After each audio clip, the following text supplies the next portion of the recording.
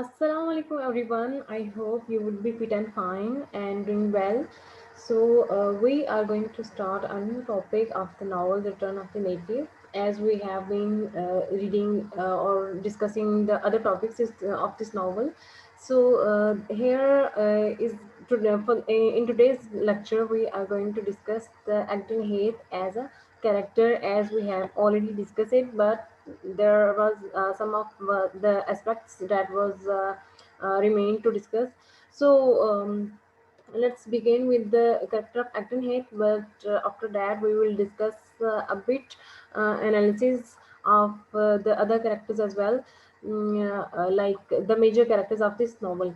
So Acton Heath and its significance. So in this topic we are going to see and we are going to discuss that how Agden Heath has performed his character, or how it has been performing or being considering as a character in this novel. So, what is the significance of Agden Heath? Okay, so let's begin it. Agden Heath and its significance. One of the most prominent figures in Hard Days, The Return of the Native, is not a human character. एक ऐसा character जो बिल्कुल भी हमें उसकी कोई appearance जो है एक किसी शक्ल में हमें वो नज़र नहीं आता है, except for his it's according to circumstances it's changing in the environment और क्लाइमेट, ठीक है। But the physical landmark Egdon है, ठीक है, जो करेक्टर नहीं है लेकिन एक फिजिकल लैंडमार्क है। लैंडमार्क मैंने आपको ऑलरेडी रिसेंट जो हमारा लेक्चर था उसमें मैंने आपको बहुत डिटेल में बताया था कि लैंडमार्क ऐसी चीज़ों को कहते हैं जो हिस्ट्री में आए, लोग आए और फिर वो अपने अपने निशान छोड़ गए, ठीक है। और तो उनको आप लैंडमार्क के तौर पे याद रखते हैं कि ये पुराने जो हमारे नेटिव्स थे या लोग रह के गए हैं यहाँ पे, उनकी ये निशानी है, ठीक है। इस लैंड का जो है ये पुराना हिस्सा है जो कि यहाँ के रहने वाले नेटिव्स के टाइम पे हुआ करता था, अब चेंज हो गया है, लेकिन उसको एज अ लैंडमार्क यानी कि एक निशानी के तौर पे उसको याद किया जाता है। तो एंटन हेथ जो है एक लैंडमार्क की हैसियत से यहाँ पे इस नावल के अंदर हमें नज़र आता है, या डिस्कशन हमें उसके बारे में, उसकी अपेयरेंस कैसी है, क्या है, कैसा अकॉर्डिंग टू इन्वायरमेंट और द सिचुएशन ऑफ कैरेक्टर्स, उसका क्लाइमेट चेंज होता रहता है, इन्वायरमेंट चेंज होता रहता है। तो हम ये थ्रू आउट द नावल ये सारी चीज़ें, उसके जितनी भी चेंजेस हैं वो साथ साथ हम देखते हैं। The Heath's central role is obvious from the beginning. Heath का जो सेंट्रल रोल है वो शुरू से ही हमें देखने को मिलता है, नॉवल के शुरू में ही, ठीक है। अब यहाँ पे एक रेफरेंस आ गया है नॉवल से, जो कि हाईलाइटेड लाइन है, बोल्ड लाइन में आपको नज़र आ रहा होगा। ये बेसिकली नॉवल के टेक्स्ट में से जो स्टार्टिंग लाइन है वो ली गई है कि नॉवल का स्टार्ट कहाँ से होता है, और ये वो लाइन है जिसमें एक्डन हेथ के बारे में जो हार्टी है उसने अपना पॉइंट ऑफ व्यू दिया है। This novel opens with an extensive description of the heath at dusk, ठीक है। Hardy begins with by saying a Saturday afternoon in November was approaching the time of twilight. Twilight का मतलब है darkness, कोई भी ऐसी चीज़ जो डार्कनेस का व्यू देती हो या थोड़ा सा हॉरर या सैडनेस वाली सिचुएशन होती हो, ठीक है। तो सैटरडे आफ्टरनून का टाइम है, नवंबर का महीना है, और टाइम क्या है कि ऐसा टाइम हो रहा है कि थोड़ी सी डार्कनेस हो रही है, थोड़ा सा अंधेरा छा रहा है। In the vast track of enclosed wild, enclosed wild यानी कि अनइनक्लोज्ड वाइल्ड यानी कि जिसको कहते हैं ना कि खतरनाक, वाइल्ड खतरनाक वाली सेंस में आता है। तो वो एक ऐसा ट्रैक आपको नज़र आता है नॉवल के स्टार्ट में, जो कि क्लोज नहीं है लेकिन फिर भी कुछ कुछ वो आपके लिए खतरनाक भी है, खतरनाक जाना जाता है। नाउन एज एग्री Heath embrowned itself moment by moment, जिसका कलर जो है इम्ब्राउन यानी कि थोड़ा सा मतलब बाय द टाइम जैसे जैसे वो शाम होती जा रही है और आफ्टरनून का टाइम, आफ्टरनून के बाद का जो टाइम है, ठीक है, तो उसके बाद का जो वो एक इन्वायरमेंट है वो बयान किया गया है, ठीक है।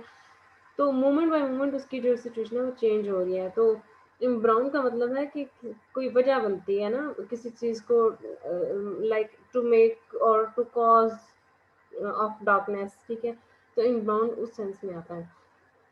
Even though the main story focuses on the relationships between Stacia Y, Klein Bright, Wilder and Thompson, जबकि पूरी जो स्टोरी है इसमें हमें यही मेन कैरेक्टर्स नजर आते हैं कि इनकी लव ट्रायंगल आपस में एक दूसरे से घूम फिर के वहीं पे घूमती है, इनके अराउंड जो है रिवॉल्व करती है।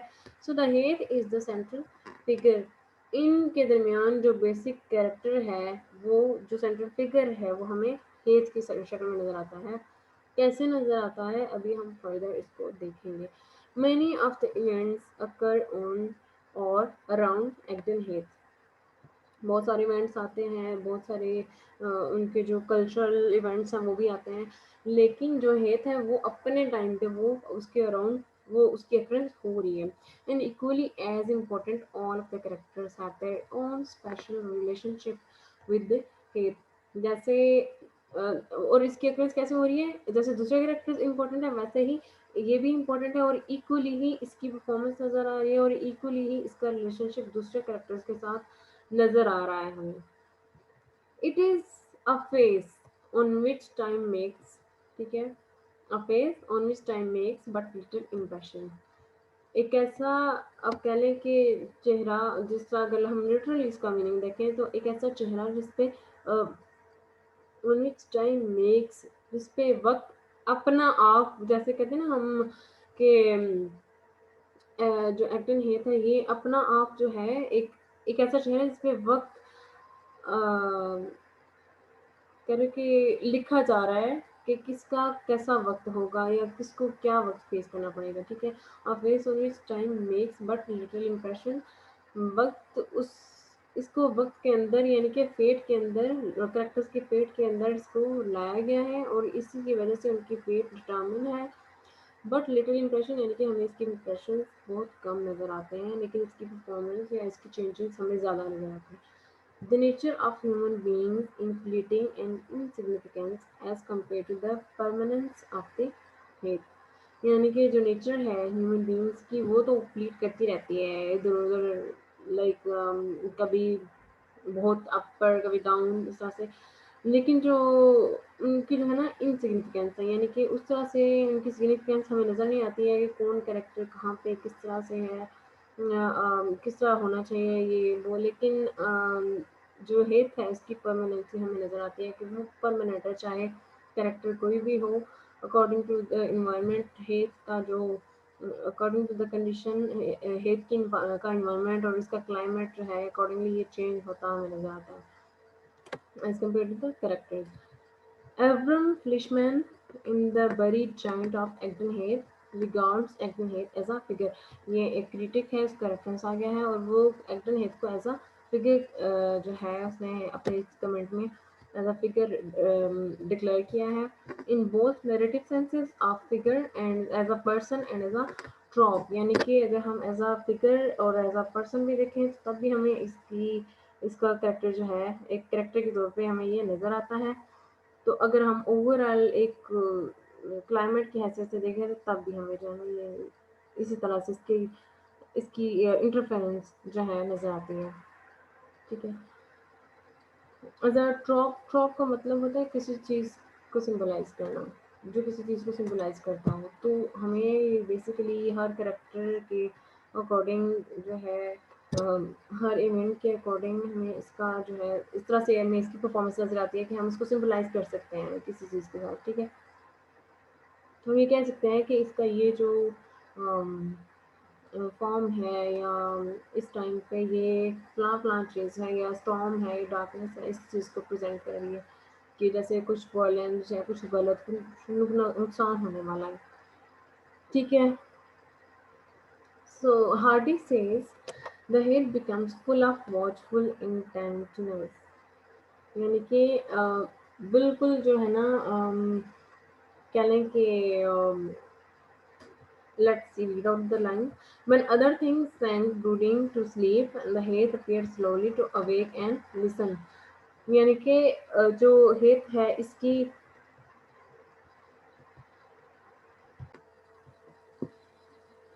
So, Agdal Heath में intentness, the heath becomes full of watchful intentness, यानी कि ये completely जो है पूरी attention के साथ हर एक चीज़ को कह लें कि देख रहा है, हमें इस तरह से नज़र आता है, ठीक है। लाइक इसकी सिचुएशन नॉवल के अंदर इस तरह से है, हर करेक्टर के अकॉर्डिंग और हर सिचुएशन के हिसाब से, कि हमें ऐसा लगता है जैसे कोई बैठ के बहुत इंटेंशनली किसी चीज़ को देख रहा हो, ठीक है। तो वॉचफुल इंटेंशनस यानी कि वॉच किसी को देखना बहुत इंटेंशनली, इंटेंशनली के ही सेंस में आता है अटेंशन, ठीक है, attention towards something. when other things thank brooding to sleep, ठीक है। जब दूसरी सारी चीज़ें जो है वो गिर पड़ चुकी होती हैं, डिप्रेशन या कहने की एक सैडनेस वाली जो एक सिचुएशन होती है, जब सब सो चुके होते हैं, the heath appears slowly to awake and listen, और तब हेत जो है अपीयर होता है आस्ता आस्ता, और लाइक आप उसको सुन सकते हैं। एक ऐसा कहते हैं ना कि हम खामोशी में शो जो एक हर तरफ खामोशी हुई है, जब सो रहे होते हैं तो हम एक जो शोर होता है उसको हम बहुत इजीली सुन सकते हैं। तो हेत का काम ये था कि वो जब सो रहे होते थे सब, तो खामोशी से उठता था और सुनता था सब कुछ, सुन रहा होता था, हर चीज़ को नोटिस कर रहा था। तो ये उसकी जो है ना अपेरेंट्स इस तरह से दिखाई गई है नॉवल के अंदर। The return of the Native has been called the book of Egdon Heath, यानी कि इसको बुक ऑफ एग्डन हेथ भी कहा गया है। वो क्यों कहा गया है कि इसकी अपीयरेंस, इसकी एज अ करेक्टर परफॉर्मेंस है, इसके क्लाइमेट चेंजिंग में इसका बहुत ज़्यादा क्या कहते हैं अपना रोल है। तो इस वजह से इसकी एक एक चीज़ एज ए नेटिव लोगों के हिसाब से, लोग किस तरह के थे उस टाइम पे, एग्डन हेथ के लोग किस टाइम के थे, जो according to Hardy historic background जो है उसके अकॉर्डिंगली लोग किस टाइप के थे, उनका वो क्या था, प्रोफेशन क्या था, फील्ड क्या थी, और किस टाइप का उनका इन्वायरमेंट होता था, उस लिहाज से एक्टर हेड के हर एक अपेरेंट्स को जो है ना एक्सप्लेन किया गया है नॉवल के अंदर। तो इस वजह से इसको बुक ऑफ एक्टर हेड कहा जाता है। Hardy did an award winning job eight extensively describing actor head for his readers, अपने रीडर्स के लिए इसने एक्टर हेड पे इस तरह की बुक लिख के उनको इम्प्रेस किया, और उनको इस तरह से एक्टर हेड को इस तरह से डिस्क्राइब किया कि इसकी जो है ना एक बहुत मास्टरपीस की हैसियत से इसका ये नॉवल सामने आया, और इस पे इसको अवार्ड में मिला। ये even brings the hate alive, यानी कि वो ये भी एक पॉइंट पे इसने नॉवल के अंदर ऐसे हेट को प्रेजेंट किया है कि जैसे वो एक अलाइव चीज़ हो, एक जिंदा सी चीज़ हो। The somber stretch of frowns and hollows seem to rise and meet the evening gloom in pure sympathy, ठीक है। The somber stretch of frowns यानी कि एक राउंड में चीज़ घूमती है जब, ठीक है, stretches आपको एक शक्ल बदलती हुई या कुछ माहौल बदलता हुआ आपको नज़र आता है। हॉलो सीम टू राइज, यानी कि कुछ हॉरर और खतरनाक टाइप की चीज़ें आपको बढ़ती हुई बाय द टाइम आपको रेज करती हुई होती हुई नज़र आती हैं। Meet the evening gloom in pure sympathy, यानी कि इवनिंग ग्लूम, इवनिंग सैडनेस जो आपको नज़र आती है, जिसपे आपको अम, एक कह लें कि कोई मुसीबत में होता है तो आपको उस पे तरस आता है, तो यही होता है कि ग्लूम सा एनवायरनमेंट होता है और वो एक सिंपैथेटिक सा क्लाइमेट जो क्रिएट कर दिया जाता है। The heath exhaling darkness as rapidly as the heavens precipitated, ठीक है।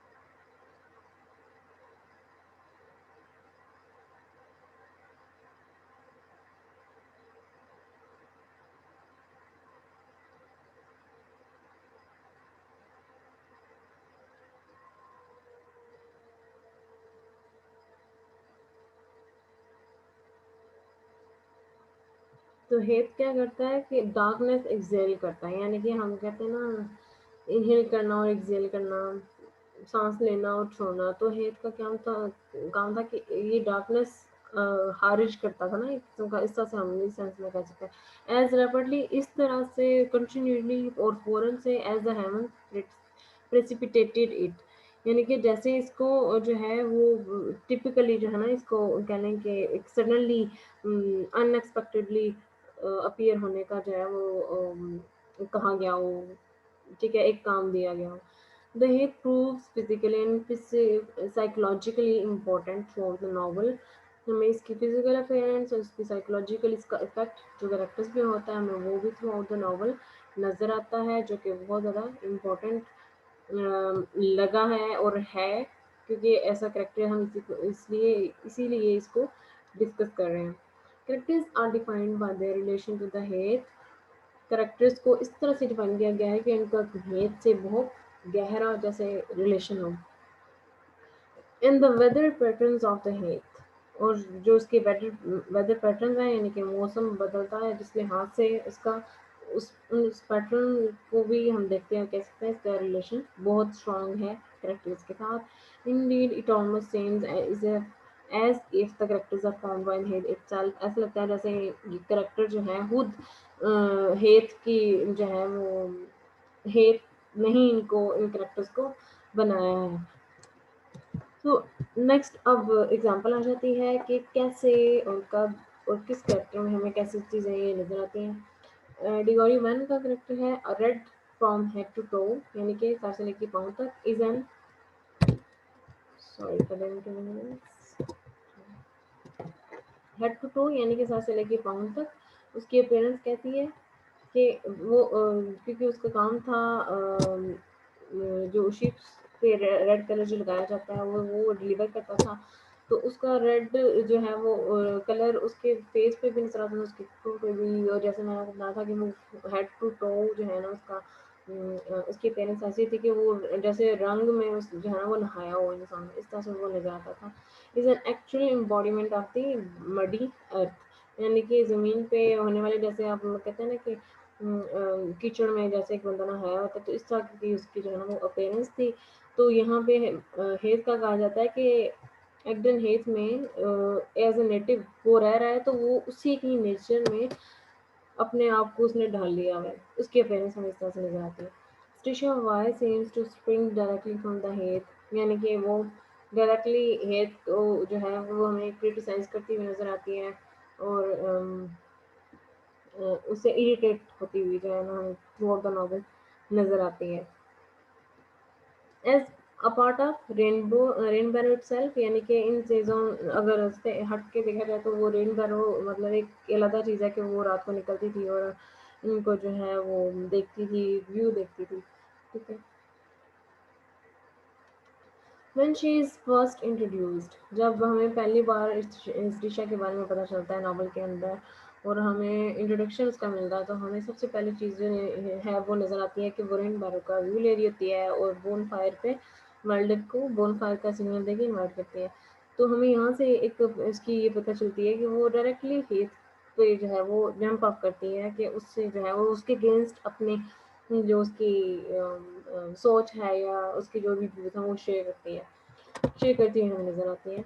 While its name might just as well refer to the wind-whipped heath itself, यानी कि इसका नेम ऐसे हमें रेफर होता है वाइल्ड का, जैसे एक कह लें कि हेत में एक तेज हवा चलती हुई हमें जैसे जो है ना वो नजर आती है, तो इसका करेक्टर हमें रिवॉल्व होता है इसी तरह से नजर आता है पूरी नॉवल के अंदर। But importantly heath manage to defy definition, most importantly heath क्या जो है वो अपने आप को डिफाइन खुद कर लेता है, वो इस तरह से मैनेज किया गया है ऐसा करेक्टर कि खुद अपने आप को डिफाइन कर रहा है ऐसा character. It is in chapter one, chapter one में आप ये आपको ये नज़र आएगा कि जब आप अगर आपने चैप्टर वाइज इसकी समरी पढ़ने की कोशिश किया तो उसमें आपको इसका रेफरेंस नज़र आएगा। आप place perfectly according with men's nature, यानी कि एक ऐसी प्लेस है जो इंसान की नेचर के साथ चेंज होती नजर आती है और इंसान की नेचर के अकॉर्डिंग है। The narrative's descriptions of the heath vary widely throughout the novel, यानी कि नरेटर की जो डिस्क्रिप्शन है हेथ के लिहाज से वो पूरे नावल में बहुत ज़्यादा वेरी करती है, बहुत ज़्यादा इंपॉर्टेंट है। Ranging from the sublime to the gothic, यानी कि उसकी कोई रेंज नहीं है, ठीक है। एक जगह से वो लाइक कह लें कि हम जैसे उसका सर से लेके पाँव तक डिवाइमेंट का हमें पता चलता है। तो इसी तरह से इसका जो है ना वो एक्सप्रेशन और इसके मैनर जो है ना इसकी कोई हद नहीं है, ठीक है? Sublime to where was I? Sublime to gothic यानी कि एक बहुत ही आउटस्टैंडिंग और इंटेलेक्चुअल चीज़ से लेके टू द गॉथिक यानी कि एक ऐसे जहाँ पे एक ऐसा मोमेंट जहाँ पे क्राइम वगैरह होते हों, इस तरह की जो सिचुएशन है, ठीक है? वहाँ तक।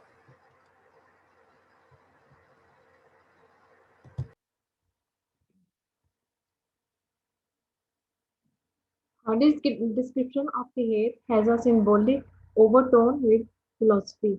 यानी कि हार्डी ने जो हेट की डिस्क्रिप्शन इस नॉवल के अंदर ऐड की है एक सिंबॉलिक जो है ना कह लें कि अपनी फिलॉसफी के अंदर उसने सिंबॉलिक कह लें कि इमेजेस ऐड किए हैं, ठीक है? लाइक ओवरटोन विद फिलॉसफी यानी कि फिलॉसफी को सिंबोलिज्म के साथ जोड़ के उसने जो है इस नॉवल के अंदर उसकी डिस्क्रिप्शन को प्रेजेंट किया है, हेट की डिस्क्रिप्शन को, ठीक है?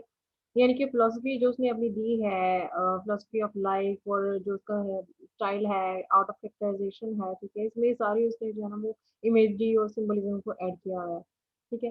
It had a lonely face suggesting tragical possibilities, यानी कि ट्रेजिकल पॉसिबिलिटीज कि सम ऐसा it had a lonely face suggesting यानी कि इसके जो एटमॉस्फेयर जिस तरह का हमें नजर आता है, ठीक है? उसके थ्रू हम कह सकते हैं कि यहाँ पे कुछ ट्रेजिक होने वाला है, ठीक है? तो ट्रेजिक पॉसिबिलिटीज उसको कहते हैं कि कुछ ट्रेजिक होने वाला है, उसकी पॉसिबिलिटीज नजर आ रही हैं जिस तरह का लोनली सा एटमॉस्फेयर क्रिएट किया गया है उस लिहाज से, ठीक है? It neither ghastly, not hateful, commonplace, tame, but it is like man slighted and enduring, ठीक है? ऐसे ये कोई घासली या हेटफुल कोई प्लेस नहीं थी, ना ही कॉमन प्लेस है, बल्कि ये ऐसे है जैसे एक मैं इंसान जो है चल रहा है और अपना रोल प्ले जो है कर रहा है। तो यही जो है ना वो इसके हेत के केस में भी ऐसा ही नज़र आता है नॉवल के अंदर। Agden is the premier and most extended instance of Hardy's habitual personification of nature. यानी कि नेचर कहते हैं ना personification करना कि किसी इंसान की पर्सनैलिटी को आप प्रेजेंट करते हैं, उसके नेचर को बताते हैं, ठीक है? तो हार्डी ने जो हेथ की नेचर को इस नॉवल के अंदर प्रेजेंट किया ना, तो वो कहते हैं कि बहुत ही एक्सटेंडेड इंस्टेंस है कि उसने ऐसा किसी और नॉवल में इसकी पर्सनिफिकेशन ऑफ नेचर जो है किसी और नॉवल में जो है नजर नहीं आती है। तो इसमें उसने जो है कहने के अगडन इज द प्रीमियर यानी कि एक पहला पहला उसका जो है कहने की एक स्टेप था जिसमें उसने लिटरेचर की इस हद तक पर्सनिफिकेशन की है। Hardy himself lived on the fringes of Egdon Heath and was perfectly with this environment. वो खुद इसमें इन्वॉल्व था, ठीक है? वो ये चीज इस जगह को एक्सपीरियंस कर चुका है, पर्सनली इसको जिया है उसने इस जिंदगी को। तो इस इन्वायरमेंट से वो खुद को कहने के कंप्लीटली अटैच समझता है। In no other novel of his अपने किसी भी उसके किसी दूसरे नॉवल में does background come up as lively and breathing as the return of the native. कोई भी नॉवल इस तरह से लाइवली और ब्रीथिंग एक ऐसा नॉवल जिसमें जान डाल दी गई हो, ठीक है? और इस तरह से जिंदा और स्पिरिचुअल नजर आता है। ऐसा लगता है जैसे हर चीज इसके अंदर जिंदा है, ठीक है? चल रही है अपने आप में, एक स्पिरिट है उसमें। तो हमें हर चीज इसके अंदर इस तरह से नजर आती है। तो इस तरह का जो बैकग्राउंड है वो और किसी भी नॉवल के अंदर इस हार्डी के किसी भी दूसरे नॉवल के अंदर हमें नजर नहीं आता है, ठीक है? सो Agden is a protagonist of the Return of the Native, says Walter Allen. Walter Allen भी एक क्रिटिक था, एक फेमस जो है राइटर था, जिसने जो है उसने भी यही कमेंट किया है कि एक्टन हेज जो है एक प्रोटोगनिस्ट की हैसियत से देखा जा सकता है इस नॉवल के अंदर। Egdon influences all the characters moving them to love और हेट यानी कि इसका जो इन्फ्लुएंस है कैरेक्टर्स के ऊपर, वो जो उनका लव टू हेट और हेट टू लव और फिर डेस्पेयर और आइसोलेशन और जिस तरह की उनकी कंडीशन होती है, वो उनके साथ साथ मूव कर रहा होता है। उन पे इन कैरेक्टर्स का जो है इसका कैरेक्टर्स पे इन्फ्लुएंस होता है, नजर आता है। To despair or to the philosophical mind and they are described in relation to their environment। और हमें उनकी despair, उनकी frustration, उनकी sorrow को देखते हुए हम ये कह सकते हैं कि जो उनका उनकी जो कंडीशन है, हमें नजर आता है कि उनका रिलेशन इन्वायरमेंट के साथ है। ठीक है, उसको डिस्क्राइब इस तरह से किया गया है कि हमें लगता है कि नेचर का, उस इन्वायरमेंट का, उस कैरेक्टर के साथ कोई ना कोई रिलेशन है। For example, when Klein moves out of his mother's house, the fire and these trees were described to be suffering more damage than during the highest winds of winter। अब यहाँ पे reference आ गया है कि हमने जो comment दिया पहले कि इन्वायरमेंट जो है और नेचर है, जो हेत के अंदर है, वो हमें कैरेक्टर्स पे इन्फ्लुएंस उसका नजर आता है और साथ साथ हमें चलते हुए नजर आते हैं, तो हमें पता चलता है कि इनका कुछ रिलेशन है। तो हमें अब हमने उसका रेफरेंस देना है नॉवल में से उठा के। ठीक है, और क्लाइम का हमें यहाँ पे कहना जाता है कि when Clym moves out of his mother's house, अपना घर जो है वो अपनी माँ का घर जब छोड़ के चला जाता है स्टेशा के लिए, the fire and beach trees were described to be suffering more damage than during the highest winds of winter।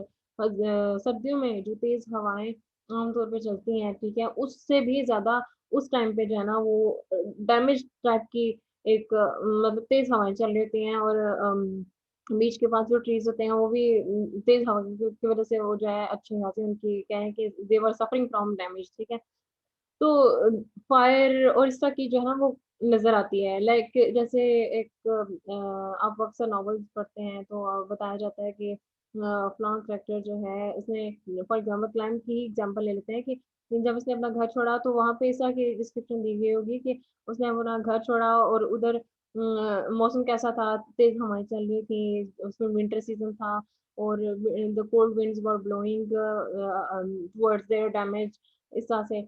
और फायर का जिस इस तरह से मतलब साथ साथ डिस्क्रिप्शन होगी।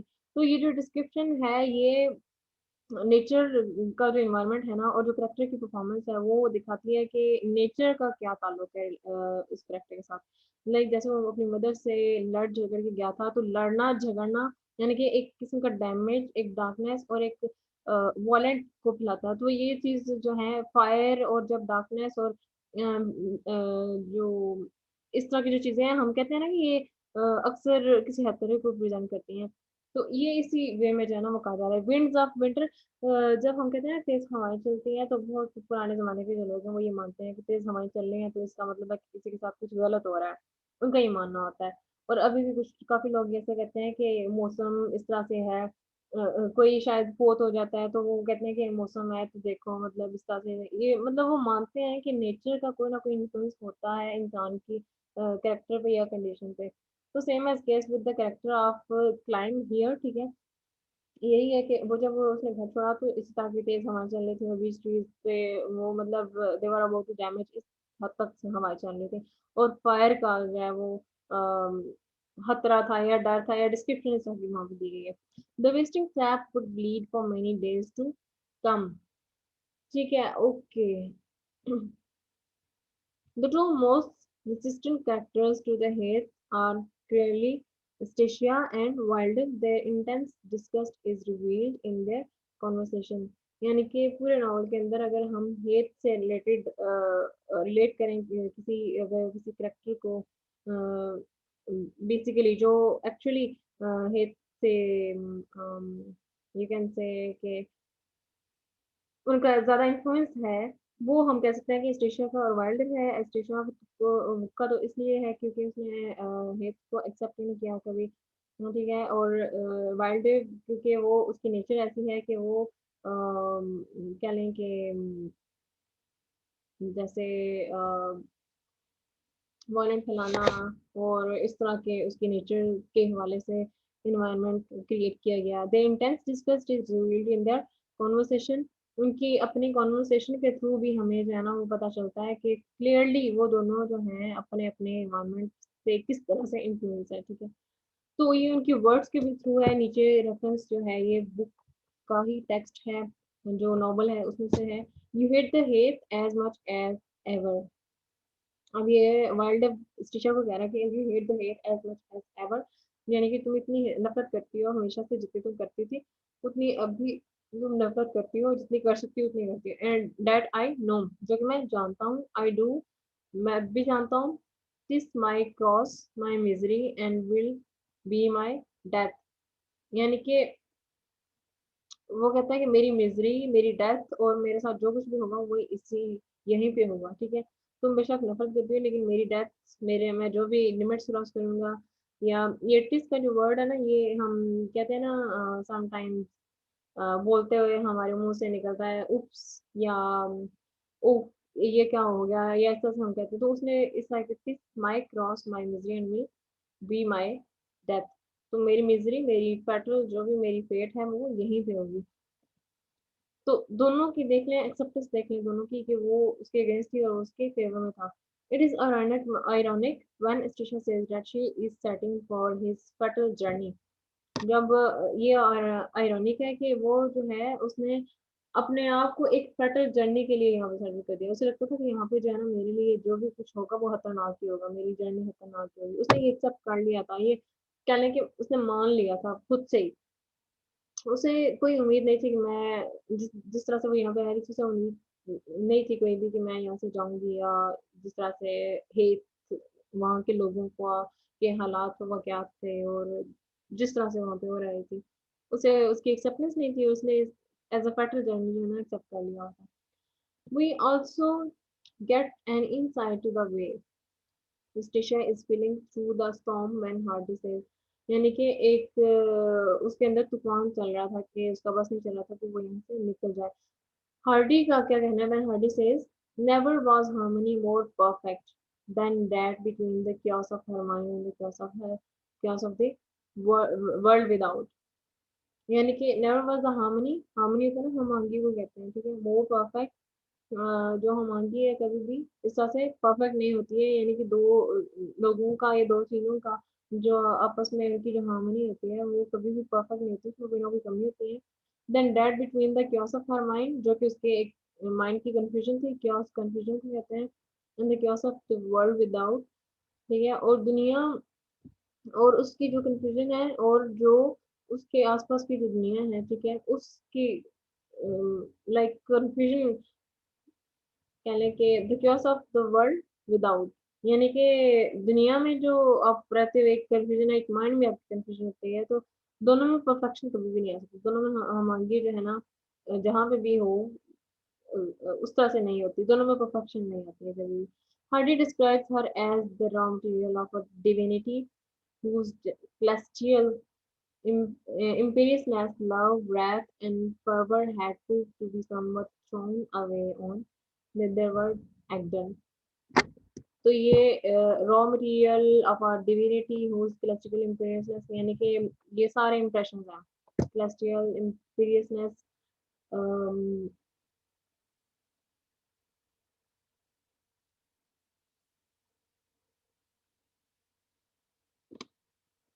लव, wrath, यानी कि love, hate, power, had proved to be somewhat thrown away on Netherward Agden, यानी कि ये बात ऐसे है कि जिनको जिनकी कदर नहीं की गई, ठीक है। इस तरह से फेंक देने वाले अंदाज में जो है ना हमें नजर आते हैं कि किसी के जज्बात की जो है ना एक्टन, कह लें कि एक्टन पे भी, एक्टन हेट पे भी कोई इस तरह से अगर हम एज अ कैरेक्टर बात करें तो उस तरह से हमें कदर, या कह लें कि he was indifferent towards all of the characters, के जिसको कोई फर्क नहीं पड़ता दूसरों के जज्बात से, ठीक है। तो क्योंकि वो नेचर है, और नेचर को इंसान ने एक्सेप्ट करना होता है, ठीक है। नेचर इंसान के करेक्टर को या उसके हिसाब से चलता नहीं चलता है, ठीक है। तो ये चीज जो करेक्टर ने भी की है कि उन्होंने जिस बात को रौंदा है अपने पैरों तले, तो ये चीज जो है ना इस लाइन में कही गई है। Clym unlike Eustacia is the product of Egdon, ठीक है। स्टिशिया के बरक्स है बिल्कुल क्लाइम का करेक्टर, जो कि एक्डन हेथ से उसकी बहुत ज्यादा अटैचमेंट थी। And its shaggy hills are friendly and congenial to him, उसके लिए ये फ्रेंडली और अपनायत थी, ठीक है। इसके लिए Heath shallows him up and absorbs him into its furs and other creatures, यानी कि हेथ ने उसको अपने आप में एब्जॉर्ब कर लिया था इस हद तक, मतलब वो जुड़ा हुआ था उससे कि उसने ऐसा लगता था जैसे हेथ ने उसे अपने अंदर एब्जॉर्ब कर लिया हो और उसे एक्सेप्ट कर लिया हो। अपने जो उसके अंदर एक इस एनवायरमेंट जो फर्स लगा हुआ है और दूसरी जो क्रिएचर्स नजर आती है उसके अंदर साथ साथ, ठीक है, इनको भी इसको भी एब्जॉर्ब कर लिया हो। The way Hardy describes time when he is out on the earth, on the head, working is like something from now, from Snow White with amber-colored butterflies and the emerald green grasshoppers. ये reference है novel के text में से, ठीक है। The way Hardy describes climb, जब उसने climb का कैरेक्टर प्रेजेंट किया हार्डी ने नॉवल के अंदर, when he is out on the Heath working, ठीक है, जब उसने हेथ पे वापस आके और काम करना शुरू किया स्कूल टीचर की हैसियत से भी, और फिर जिसने फर्स्ट कटिंग का काम शुरू किया था उस लिहाज से, is like something from snow white. तो ये जो है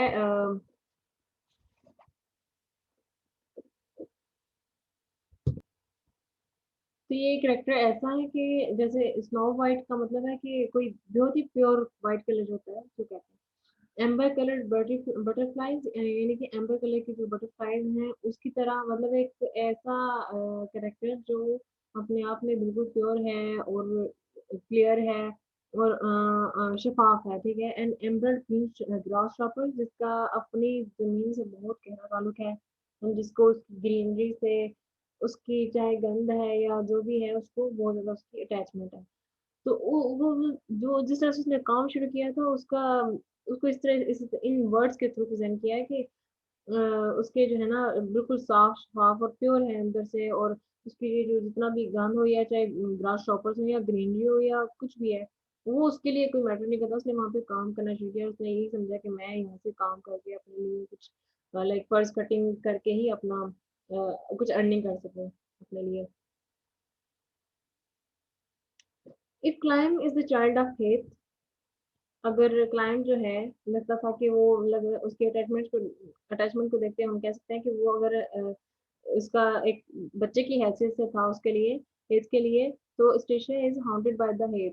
तो स्टेशिया जो है हेथ ने उसको शिकार कर लिया था स्टेशिया को, ठीक है, क्योंकि उसने उसके नेचर को एक्सेप्ट नहीं किया था। The raider man haunts the Heath, जो रेडलमैन था वो उसने हेत का कह लें कि अपने काबू में रखा होता इस तरह से लगता था, क्योंकि वो हर एक सिचुएशन में at the time at the spot जो है ना वो पहुंच जाता था, और सिचुएशन जो है ना वो फिर उसकी वजह से हर मोड़ पे जो है कुछ की कुछ हो जाती थी। He knows every nook and corner of heath, यानी कि उसको हेत की एक एक चीज और एक एक मूवमेंट और हर तरह से उसकी जो चेंजिंग्स आती थी उसको डैमेजिंग ये हो या चाहे जो भी हो, वो उसको पता होता था और वो देख रहा होता था, हर चीज से अवेयरनेस होती थी उसकी, चाहे वो कैरेक्टर्स हो या एनवायरमेंट हो। तो इसलिए इसको कहा गया कि रेडलमैन हार्म्स द हेयर, ठीक है। The heath does irreparable damage to Mrs Yeobright, Mrs Yeobright के लिए एक ऐसा डैमेज था हेयर जो कि कभी भी रिपेयर नहीं हो सकता था, जो कभी भी इसके लिए है ना वो उसके कहने के जख्म नहीं भर सकता था। एंड किल्स हर, उसे मार देता है, उसके लिए उसकी मौत का बायस बना मिसेस ह्यूबर्ट के लिए। When we talk about Thompson, she thinks it an impersonal open ground, उसके लिए एक impersonal यानी कि बहुत ही पर्सनल टाइप का और ओपन ग्राउंड है, यहाँ पे बंदा आसानी से घूम फिर सकता है, जी सकता है, अपनी मर्जी से सांस ले सकता है। She calls it a ridiculous old place, वो इसे एक ridiculous old place भी कहती थी, but confesses that she could live nowhere else, और ये भी एक्सेप्ट करती थी कि वो इसके इस जगह के अलावा और कहीं भी नहीं रह सकती है। At the very last, Agden is shown to be inhospitable to man, यानी कि inhospitable यानी कि इंसान की नेचर से बिल्कुल ही अपोजिट दिखाया गया है, as remarks D.S. Lawrence, who is a famous critic. We have already read about it.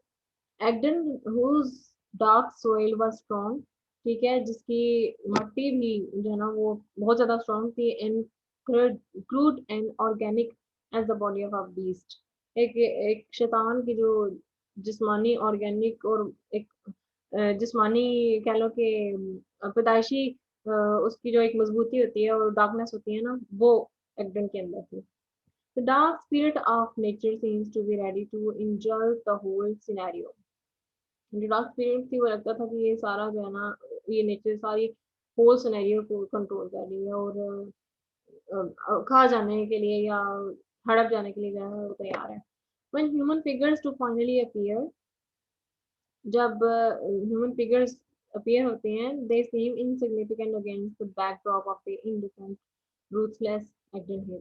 उनकी अपीयरेंस जो है एग्डन हेथ के लिए बिल्कुल इनसिग्निफिकेंस है, ठीक है, वो बिल्कुल भी उनके हक में नहीं है, बिल्कुल इनडिफरेंट है उनके लिए। इनडिफरेंट एक ऐसी चीज को कहते हैं जो जिसको किसी के जज्बात से, किसी के हालात से फर्क ना पड़ता हो। Many times during the course of the story, for instance, climb will be shown to appear like a tiny insect moving across the face of nature. इस नॉवल के अंदर मिसाल के तौर पर आपको इसकी मिसालें बहुत ज़्यादा नजर आएंगी क्लाइम की, कि वो इसको ऐसे दिखाया गया जैसे एक छोटा सा कीड़ा होता है और वो अब नेचर के अक्रॉस घूम रहा होता है उसके सामने, और नेचर उसको लाइक कुछ कहता है ना कि एक बीस्ट है उसके पे उसकी उस पे अगर मुंह पे मच्छर घूम रहा है तो वो उसको कुछ नहीं कहता, क्योंकि वो उसकी उसको एक्सेप्ट करता है, उसको अपना कह लें कि अपना समझता है उसको।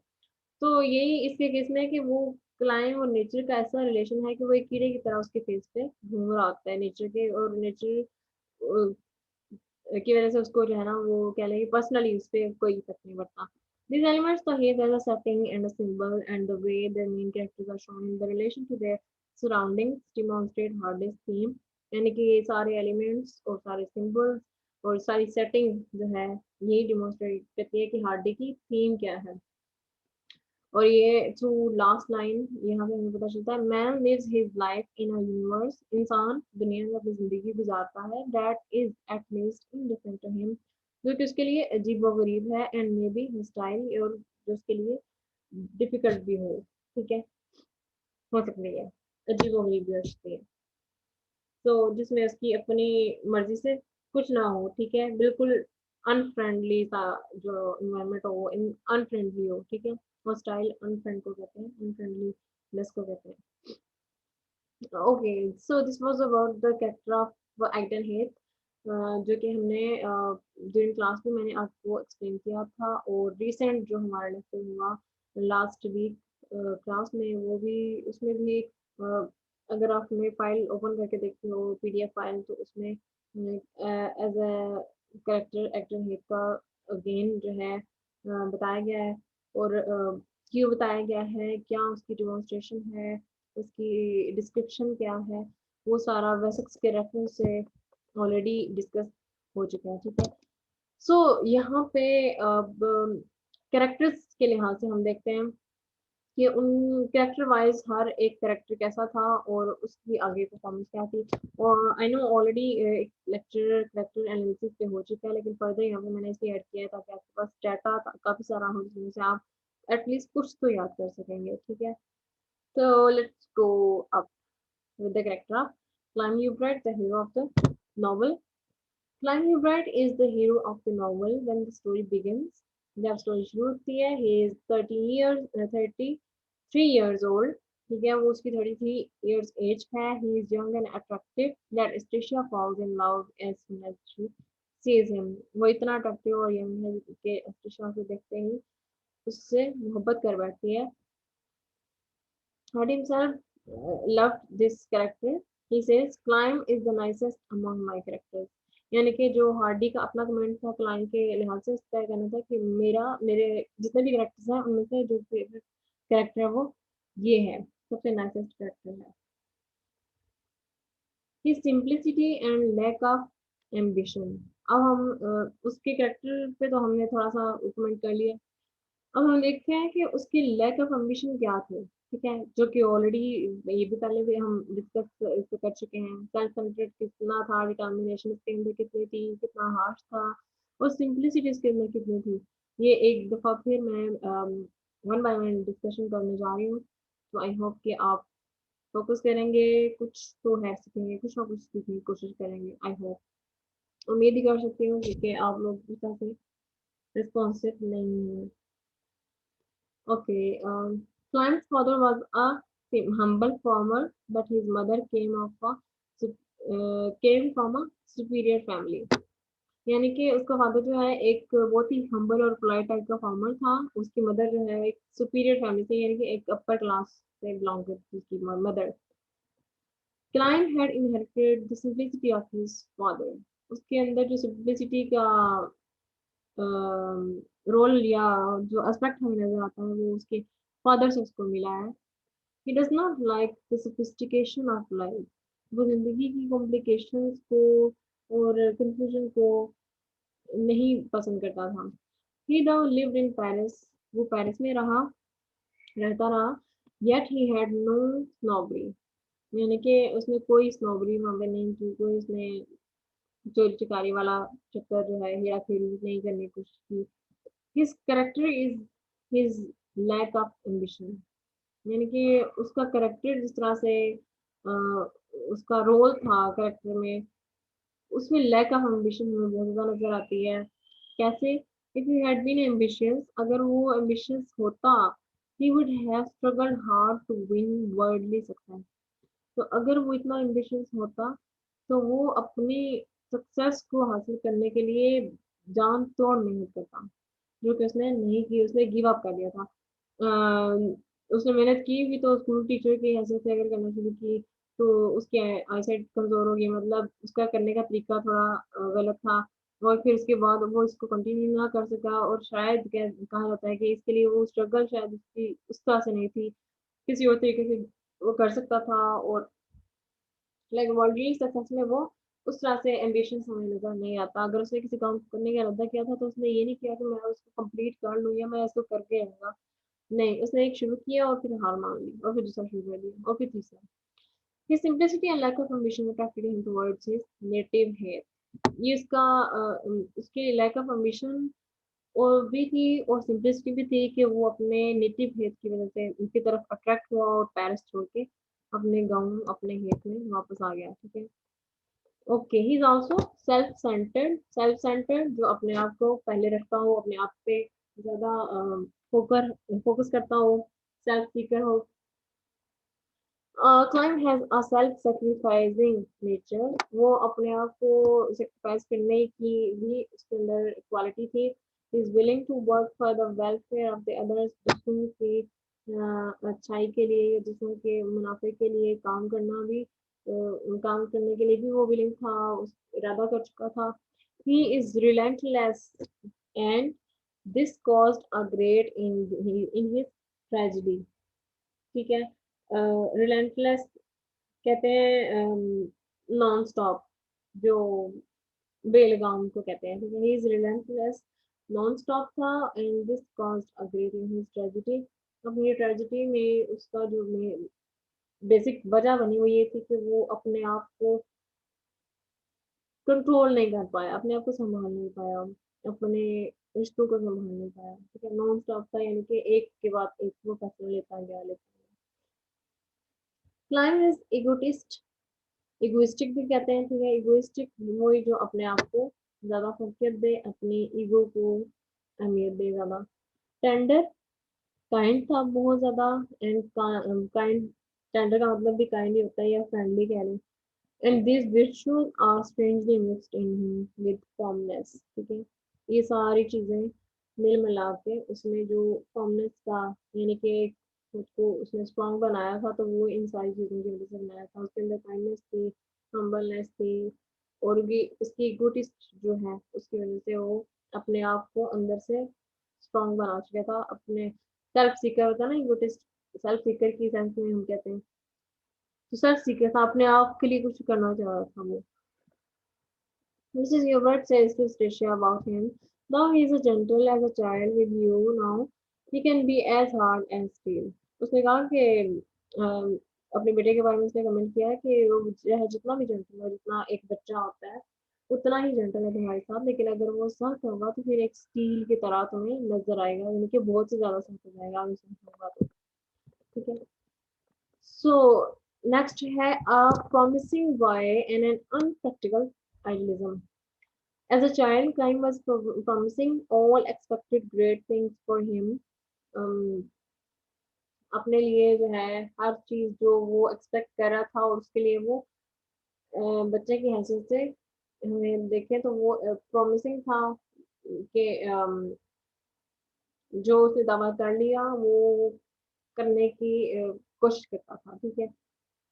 जैसे ट्रिशिया की एग्जाम्पल यहाँ पे आ जाती है, उसने जब ठान लिया कि मैंने उससे शादी करना है तो उसने शादी करके ही रहा वो। It was certain that he would not remain circumstances in which he was born. जिस circumstance में वो रहा था उसमें वो कंटिन्यू नहीं रहता, आगे कंटिन्यूली उसी सेम नेचर में वो नहीं रहता।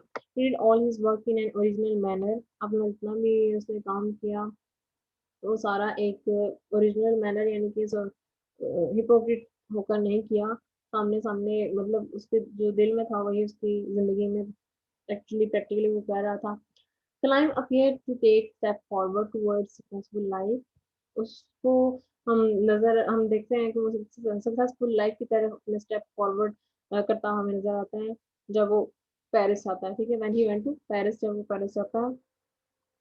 Climb's idealism and his unpractical nature are his ruin. उसकी आइडियलिज्म और उसकी जो अनप्रैक्टिकलिज्म थी वो उसकी जिंदगी की तबाह करने की वजह बनी कि जो है अनप्रैक्टिकल यानी कि प्रैक्टिकल होके जब हम सोचते हैं और हम जल्दी से फैसला करते हैं कि हमने देर नहीं करनी है ये फैसला करने में, तो वहां पे वो अनप्रैक्टिकल रहा। उसने जो डिसीजन लेने थे उसमें बहुत ज्यादा देर कर दी थी।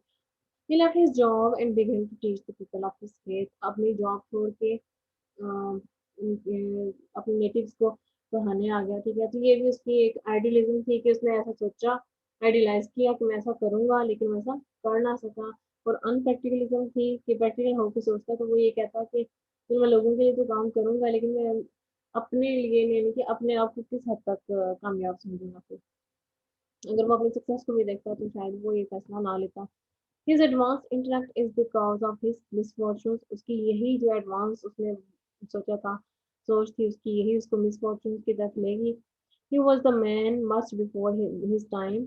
ठीक है, अपना एक ऐसा इंसान था वो जो the man much before his time, अपने वक्त से ही पहले ही वो बहुत कुछ अपने आप को जो है वो आइडियलाइज कर चुका था, अपने बारे में आइडियलाइज कर चुका था। Clive's unpractical idealism prevents him from seeing and realizing that the people of Acton are not yet ripe for a favorable response to changes contemplated by him. उसी की बहुत रियलाइज हो गया जल्द ही, और अम, उसके अनप्रैक्टिकलिज्म की वजह से और उसके आइडियलिज्म की वजह से उसे ये देखने को मिला कि लोग जो हैं एक्टिंग में रहने वाले वो अभी भी वैसे के वैसे ही हैं। किसी भी फेवरेबल रिस्पॉन्स तो या किसी चेंज के लिए वो अपने आप को अपने अपनी फ्लेक्सिबिलिटी वो नहीं पाते हैं, ठीक है। सो नेक्स्ट है lack of sense of proportions. Proportions यानी कि अमाउंट या किसी चीज की तादाद, strength. Climb does not have well-proportioned mind of a prudent and successful man. एक अच्छे सक्सेसफुल इंसान वाला उसका माइंड नहीं था, ठीक है। प्रूडेंट यानी कि वाइज या इंटेलिजेंट, ठीक है, उस तरह से उसका माइंड नहीं था। He is carried away by his own theories, अपनी थेरीज की वजह से ही वो अपने आप को गवा बैठा। प्री कंसिडर्ड आइडियाज, अपने बहुत सारे ऐसे आइडियाज जिनको उसने प्री प्लान किया हुआ था और उसने सोचा था कि मैं ऐसा कर लूंगा, लेकिन उसे वो नहीं कर सका, परफॉर्म नहीं कर पाया और गिव अप कर गया। If Clym had been less idealistic and more practical, अगर वो इतना आइडियलाइज करने के बजाय कम आइडियलाइज करता और प्रैक्टिकल काम ज्यादा करता, he would have been a mediocre, तो वो फिर उसकी सिचुएशन कुछ और होती, उसके बिल्कुल उल्ट होता। यानी कि मेडिक्योर यानी कि एक कॉमन मैन की हैसियत से वो रहता है जैसे बाकी लोगों की जिंदगी है, प्रैक्टिकल होते वो फैसले लेते हैं, इस तरह से इसकी भी जिंदगी होती है। But more successful and happy, लेकिन वो मेडिक्योर कहते हैं कॉमन इंसान को, ऑर्डिनरी, ठीक है, टॉलरेबल, इस तरह के मतलब में आता है इसका। लेकिन इसके बावजूद वो कॉमन मैन होता, यानी कि आम इंसान की जिंदगी गुजारता, लेकिन वो सक्सेसफुल और हैप्पी होता। तब भी उसकी हैसियत चेंज नहीं होती, लेकिन वो सक्सेसफुल होता और खुश होता अपनी जिंदगी में। स्टेशन जज हिम राइटली, स्टेशन उसे सही जज किया था। As he has lack of proportions, उसके अंदर लैक ऑफ प्रोपोर्शंस है कि वो उसके इतनी स्ट्रेंथ नहीं है कि वो अच्छे फैसले ले सके। He is an enthusiast about ideas and careless about outward things, यानी कि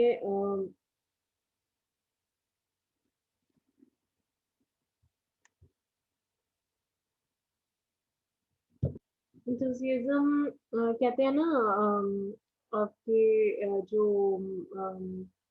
स्ट्रॉन्ग होना, एनर्जेटिक होना किसी काम को लेके। तो एंथुसियास्ट अबाउट आइडियाज, वो अपने आइडियाज को लेके एंथुसियास्ट था, थोड़ा एनर्जेटिक था, but he was careless about outward thing.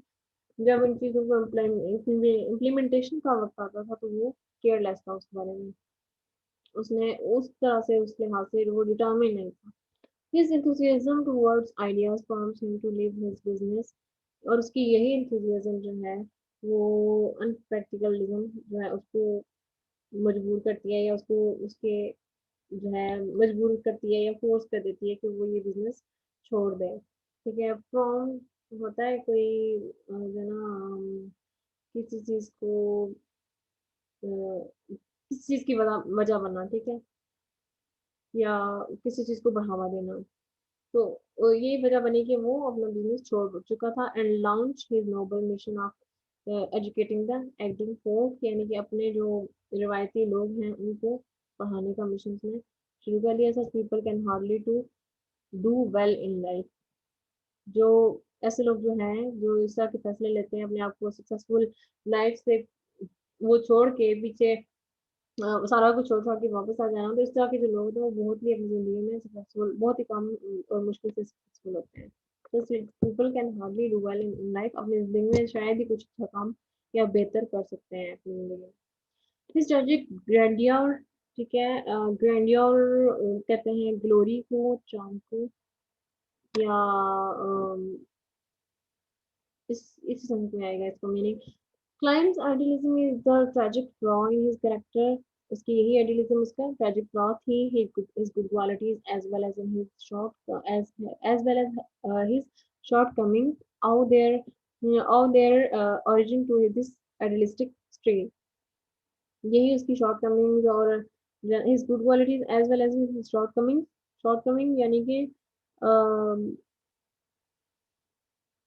Shortcoming होता है कि बहुत ही मुख्तसर है ना, किसी अगर उसने कोई फैसला लिया तो उसके वो एक तरह डट जाना और उसको आगे लेके चलना।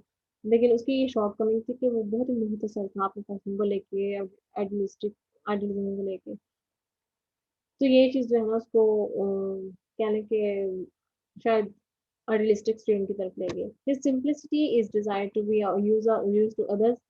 His simplicity is desire to be use to others, यानी कि दूसरों के काम आना उसकी ये सिंप्लिसिटी में शामिल था कि वो उसकी हैश से दूसरों के काम आए। His whole hearted dedication to his cause, his kindness and tenderness, his spirit of self-sacrifice, all result from his idealism, and from it also result is impracticability।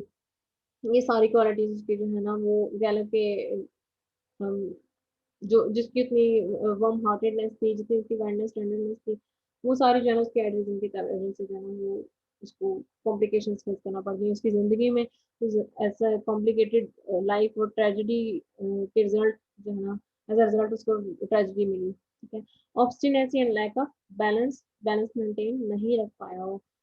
This tragic flaw in Clime's character combined with such chance events as his marriage with Stacia, उसकी शादी के साथ उसमें chance और like fate वाला जो है ना वो उसके कैरेक्टर में ये चीजें कंबाइन होती हैं। एक तरफ उसका अपना ट्रेजिक फ्लॉ था, आइडियलिज्म थी, अपनी अनप्रैक्टिकलिज्म थी, दूसरी तरफ उसके चांस और फेट का एलिमेंट था, इसकी वजह से वो अपनी जिंदगी में अनसक्सेसफुल रहा। ठीक है, इवन अपनी मैरिड लाइफ में भी। Loss of sight, meeting of Stacia with Wilde paves the way for his ruin।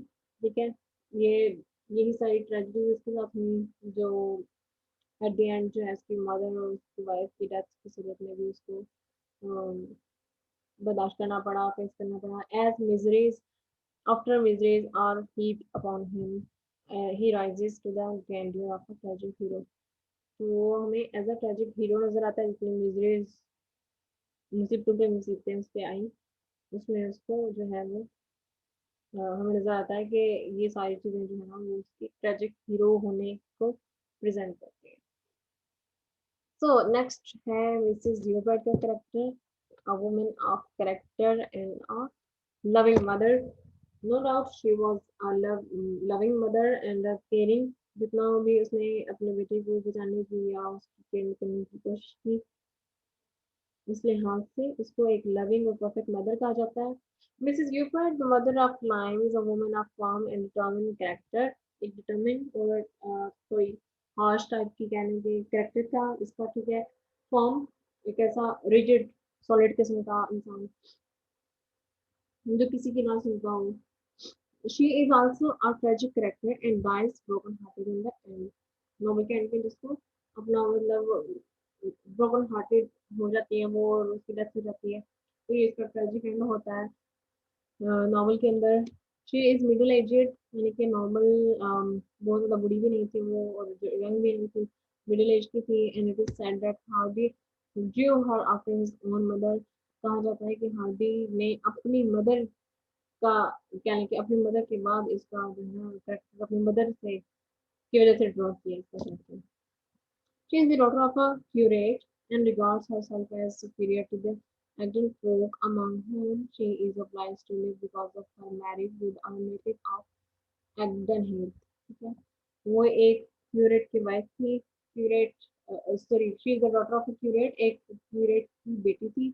And regards himself as superior, अपने आप को जो एग्डन के फोर्थ थे, यानी कि वहाँ के जो रिहायशी रहने वाले रिवायती लोग थे, उनसे अपने आप को सुपीरियर समझती थी। And she is obliged whom she is obliged to live because of her marriage with a native of Agden Heath, जिनको होम शी इज obliged, उनको कह लो कि उन्हीं लोगों से अपने आप को सुपीरियर महसूस समझती थी, और उन्हीं लोगों में उसको मतलब एक टाइम पे कहने का obliged के मजबूर हो जाती है कि वो उसकी शादी वहीं पे कर दी जाती है, उसी एग्डन हेथ के नेटिव के साथ। ठीक है, तो क्यूरेट क्यूरेट कहते हैं जो अपने इलाके का जो पादरी होता है, जो जैसे हमारे यहाँ नंबरदार या जो गाँव में होते हैं हाफिज साहब, मतलब जो फैसले भी लेता हो और जो वैसे रिलीजन को भी साथ साथ उस लिहाज से भी काम करता हो, रोल प्ले करता हो, तो उसको क्यूरेट कहते हैं। तो इसका फादर जो है वो इस तरह का काम करता था। Isolation, solitude and melancholy of the heath are concentrated on her face. इसके करेक्टर में हमें बहुत ज़्यादा नजर आएगी आइसोलेशन, जब उसका बेटा उसे छोड़ के चला गया और फिर दूसरा से उसकी डेथ होती है। ठीक है, सॉलिट्यूड, सॉलिट्यूड भी ऐसे आइसोलेशन को ही कहते हैं। मेलनकली के उसकी ज़िंदगी में जितनी सॉरो और सैडनेस आती है, ठीक है, वो हेत के अंदर रहते हुए, कह लें कि हेत का जो है, हेत की कंसंट्रेशन उस पर भी ज़्यादा थी, जिसके जिसमें उसने जो है बहुत ज़्यादा सॉरो को फेस किया, सैडनेस को फेस किया, और एक ट्रेजिक एंड हुआ उसका। The tragic weakness of Mrs. Yogurt is her boundless love for her son। यानी कि जो उसकी वीकनेस थी मिसेस योगर्ट की, वो ये थी कि वो अपने बेटे को बहुत ज़्यादा प्यार करती थी, बाउंडलेस, जिसकी कोई लिमिट ना हो। She regards time as a part of her own self. उसे लगती थी कि उसे लगता है कि मेरी अपना मेरा दूसरा हिस्सा है, मेरे अपने आप में ये मेरी जिंदगी का दूसरा हिस्सा है, एक ऐसा पार्ट जो कि मतलब आप किसी को अलग ना कर सकें, अपना आपका एक हिस्सा समझती थी उसे। She has sacrificed all for his sake, अपना सारा कुछ उसने उसके लिए जो है ना वो सैक्रिफाइस कर दिया था। Placing all her hopes of happiness on him alone, सिर्फ उसके ऊपर अपने सारी होप्स उसने जो है उससे लगा के बैठ गई थी। She was very anxious when she comes to know that her son has fallen into the snares of Stacia। जब वो बहुत ज़्यादा परेशान जब उसे पता चला कि वो उसकी ट्रैप में फंस चुका है। ठीक है, स्नेयर ट्रैप को कहते हैं। She is worried not because she is jealous of Eustacia, वो स्टेशिया से जेलस होने की वजह से परेशान नहीं थी, बल्कि but because she realizes that Clym would never be happy with such a proud wilful impulsive woman. वो उसे जेलस नहीं थी, बस उसे लगता था कि इस टाइप की जो प्राउड और बहुत एरोगेंट और जो सिर्फ अपनी सुनती हो, ठीक है, अपनी करती हो, उस टाइप की औरत के सामने कभी भी खुश नहीं रह सकता, इसलिए उसने उसे मना किया था। Client married Tricia against the wishes of his mother. Such is her love for her son के जो है अपने बेटे के लिए इस हद तक उसकी जो है वो मोहब्बत थी कि that even this disobedience on his part is forgiven and forgotten by her, कि उसने सारा कुछ भुला के माफ करके वो उसे मिलने चली गई थी उसके घर पे। तो उसका प्यार और मोहब्बत आप देख सकते हैं कि किस हद तक जो है ना वो अपने बेटे को चाहती थी, तो प्यार करती थी।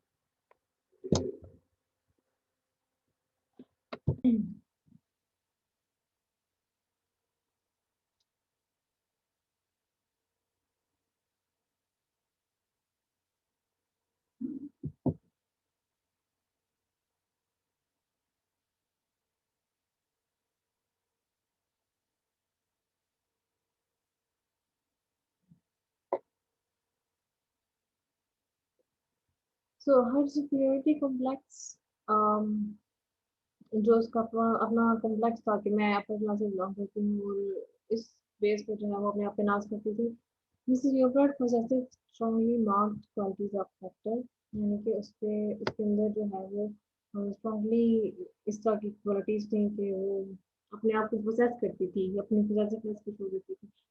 Hardy compares her to the planets which carry their atmosphere along with them in their orbits, यानी कि वो planets जो जैसे सूरज के बीच सारे घूमते हैं और एक ऑर्बिट में घूमते हैं, एक शेल होती है, एक सर्कल होता है जिसके थ्रू वो रिवॉल्व कर रहे होते हैं अराउंड सन। तो इसी तरह से जो है इसको कंपेयर किया गया है मिसेस जेब्रा के कैरेक्टर को कि जो कि एटमॉस्फेयर के अराउंड जो है वो रिवॉल्व कर रही है, ठीक है। She influenced everywhere she went, जहाँ पे भी वो जाती है वो वहीं पे वो इन्फ्लुएंस होती है किसी ना किसी तरह एटमॉस्फेयर के थ्रू, और मतलब किसी ना किसी तरह उस पर जो है वो एटमॉस्फेयर और क्लाइमेट इन्फ्लुएंस होता ही है, इफेक्ट करता है हर तरह से। As a daughter of curate she wanted to do something in life, अपने क्यूरेट की बेटी की होने की वजह से जिंदगी में कुछ करना चाहती थी, but fate obliged her to marry a farmer, उसकी किस्मत ने उसे कहाँ ला खड़ा किया कि उसकी एक फार्मर से शादी होगी। She has the feeling of her own security, अपने अंदर वह सिक्योरिटी की फीलिंग्स उसके अंदर हमेशा रही, and the reason is obvious, जो कि हमें क्लियरली नजर आती है। रीजन द कॉन्शियसनेस,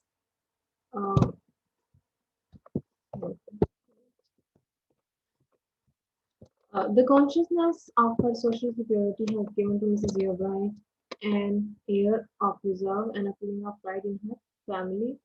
यही उसकी जो है वो प्राइड और फैमिली के अंदर जो भी उसकी अपनी पोजीशन थी, अपने आप को बढ़ावा देना और अपने आप को अहमियत देना, उस कॉन्शियसनेस क्या थी, अपने सिक्योरिटी को लेके उसकी कॉन्शियसनेस बहुत ज़्यादा थी, यही वजह थी उसकी प्राइड की। She is not very communicative, वो ज़्यादा उस तरह से अच्छे तरीके से बात करना, किसी से अच्छी तरह से पेश आना, इस तरह से नहीं था उसका character. was her sense of security that she rejected the proposal of Van to marry Thompson। ये उसकी सिक्योरिटी को शो करता है जब उसने उसका प्रपोजल रिजेक्ट कर दिया कि ये एक बहुत ही लोअर क्लास से बिलोंग करता है, लोअर तबके से बिलोंग करता है, इसलिए उसने उसकी शादी से मना कर दिया था थॉमसन के लिए। और फर्मनेस एंड डिटर्मिनेशन, यानी कि उसकी हार्शनेस या स्ट्रॉन्गनेस को कहते हैं,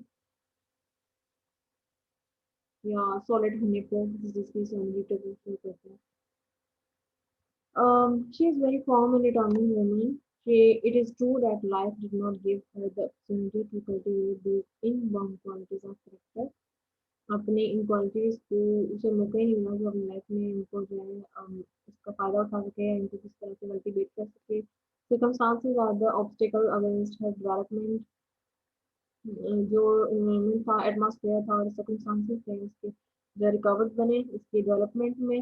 Her strength becomes a source of her weakness. उसकी जो ताकत थी वो उसकी वीकनेस का जरिया बन गई, वीकनेस का।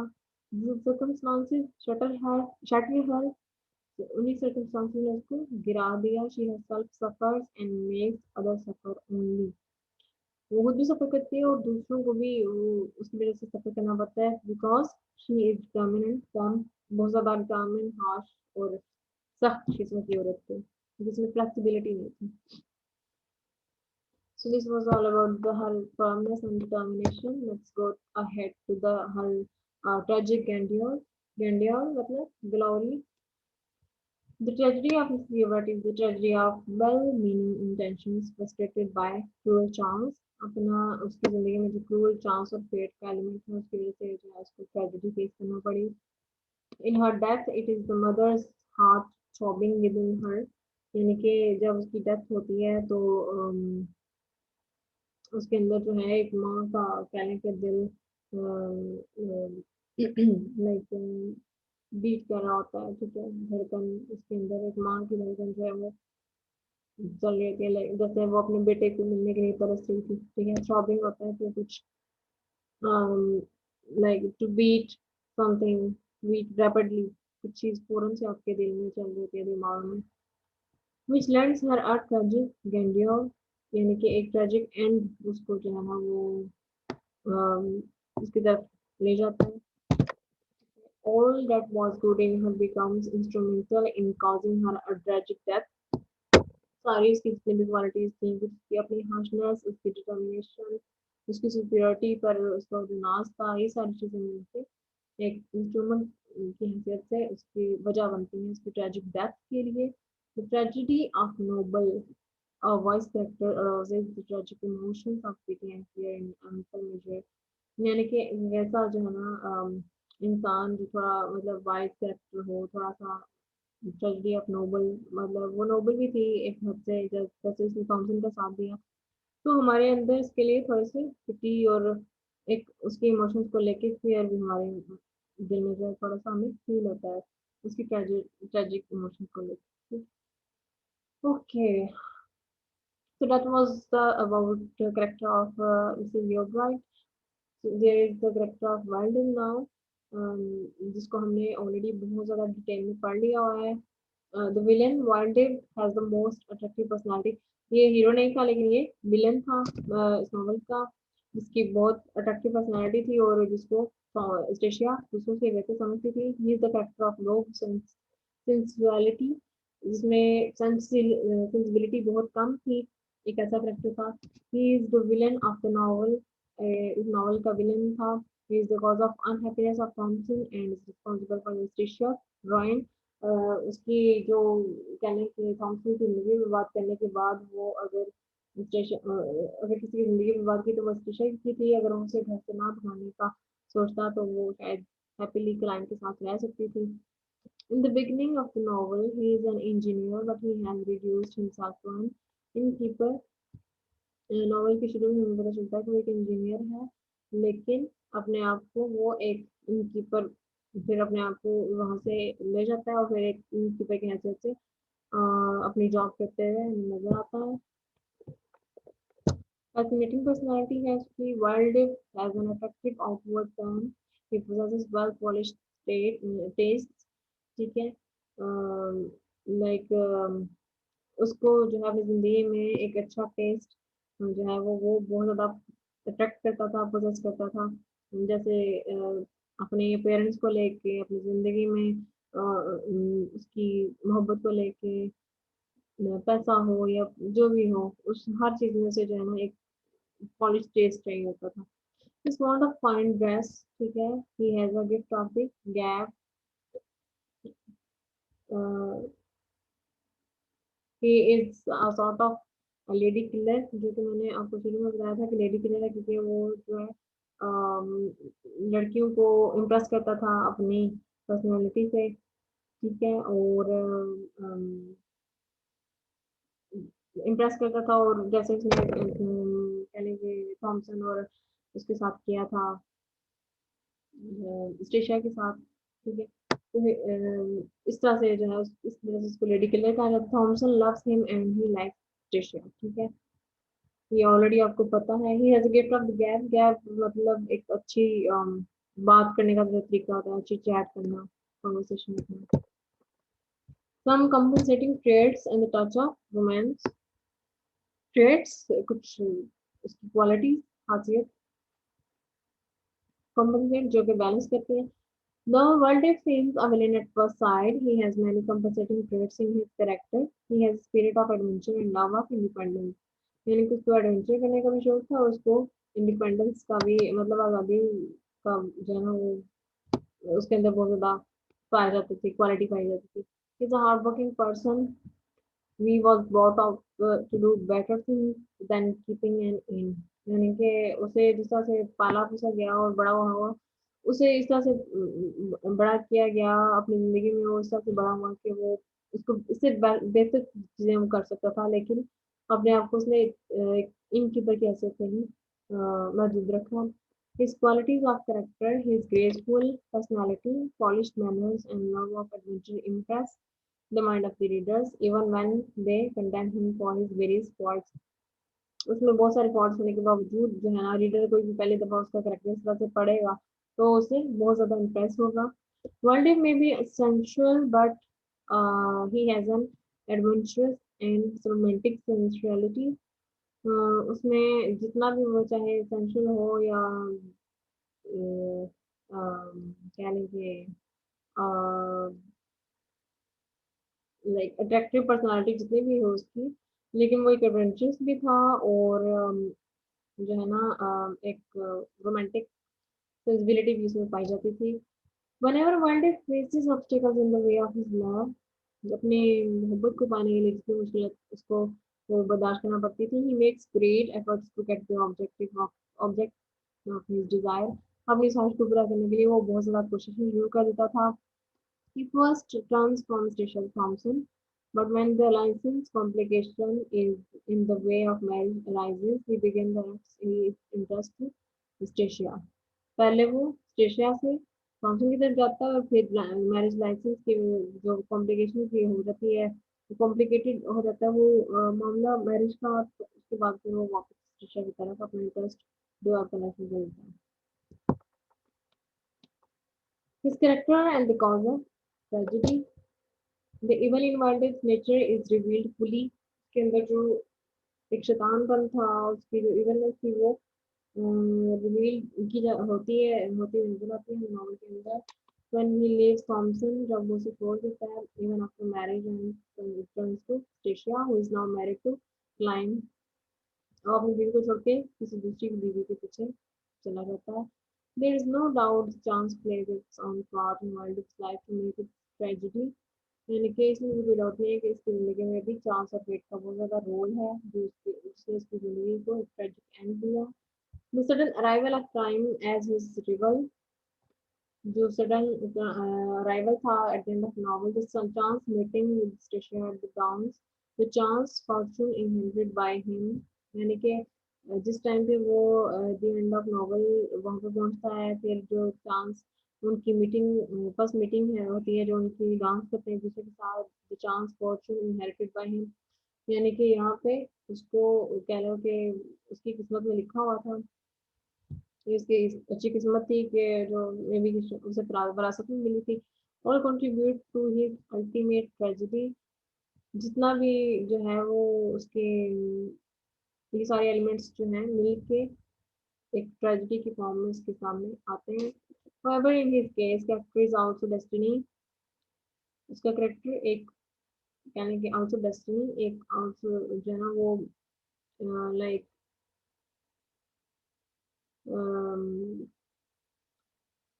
मतलब उसकी डेस्टिनी, इसके कैरेक्टर की डेस्टिनी यही थी कि इसका ट्रेजिक एंड होता। His own evil contributes a great deal to his tragic end। अपनी इविलनेस की वजह से वो एक ट्रेजिक एंड जो है ना उसको उसकी जिंदगी में फेस करना पड़ता है। Okay, I'm just a bit tired now। Anyways, Thomasin Yeobright का कैरेक्टर है अ गुड कंट्रास्ट स्टेशिया, जिसका अगर हम कंपेयर और कंट्रास्ट करने लगे तो वो दोनों में बहुत ज़्यादा चीज़ें हैं जिसकी बेस पे हम कंट्रास्ट कर सकते हैं। डेलिकेट और एक आर्टिस्टिक कैरेक्टर है इसका। Thomasin is young and pretty girl, she is the niece of Mrs योगाइट। She is one of the characters of Hardy who suffer long and silently, जो बहुत ज्यादा खामोशी से मेहनत का कुछ बर्दाश्त कर जाती है। She is a contrast to Eustacia, उसके बिल्कुल ऑपोजिट है। Her beauty is without pride and rebelliousness, कि उसके अंदर कोई बगावत का, कोई प्राइड का एलिमेंट नहीं नजर आता। Eustacia's beauty on the other hand is impulsive, उसकी ब्यूटी जो है इम्पल्सिव है, यानी कि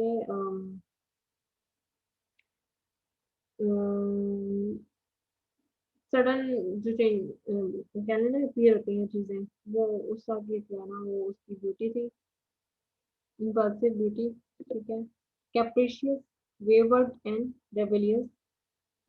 कैप्रिशियस आप कह सकते हैं कि किसी चीज के जो है वो एक होता है ना कि um, उसकी जो ब्यूटी थी वो चार्मेबल थी। ठीक है, चार्म था उसकी ब्यूटी में, कैप्रिशियस चार्म को कहते हैं। ठीक है। Wayward, you can say about the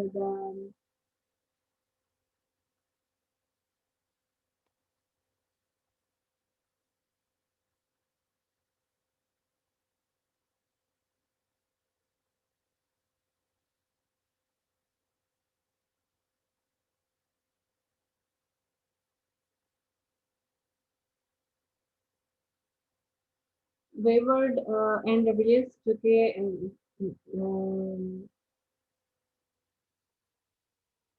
उसके अंदर रेबेलियस है ना, बगावत को कहते हैं, और वेवर्ड यानी कि अनकंट्रोलेबल जो इंसान होता है ना, उसको कहते हैं। ठीक है, तो आप दोनों का कंपैरिजन कर सकते हैं easily. Thomasin's character is a counterpart of Venn, बीच में थोड़ा सा जो गैप आ गया उसकी वजह से वो एक कनेक्शन प्रॉब्लम की वजह से ऐसा हो जाता है। सो उस कन्वीनियंस के लिए sorry. So Thomson's character is the counter part of when, यानी कि उसके कैरेक्टर में जो है व्हेन का बहुत ज्यादा कह लें कि हमें पार्ट नजर आता है, एक रोल प्रॉपरली उसने प्ले किया है उसके कैरेक्टर में। उसकी ज़िंदगी में भी she is faithful, honest, practical and rational in her approach to life problem. अपनी ज़िंदगी की प्रॉब्लम को लेके वो बहुत ज़्यादा ज़हीन भी होती है, प्रैक्टिकल भी होती है, ऑनेस्ट भी होती है। ठीक है। रैशनल अक्लमंद को कहते हैं।